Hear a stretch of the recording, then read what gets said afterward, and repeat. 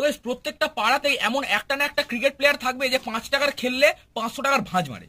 এরা ভাই কোনো টুর্নামেন্ট খেলতে গেলে ভাই এমন ভাবে নামবে না, ভাববে সালা কোন ফরেনার থেকে বোধহয় কোনো প্লেয়ার টেয়ার নিয়েছে, মুখে সানস্ক্রিন মেখে এখান থেকে সেই ওয়েস্ট ইন্ডিজের প্লেয়ারের মতো সাদা এরকম করে মেখে নিয়েছে, ঠোঁট সাদা করে নিয়েছে, এমন ভাবে নামবে কোথা থেকে আসছে ভাই, কোথা থেকে বোধহয় হায়ার করে নিয়ে আসা প্লেয়ার। আর এদের একটা জিনিস সবসময় কমন থাকে কি না, এর টিম নিয়ে কোনোদিন খুশি না, কোনোদিন খুশি না। ভাঁজ মারবে নিজে, কিন্তু টিম নিয়ে এক বিন্দু খুশি না ভাই।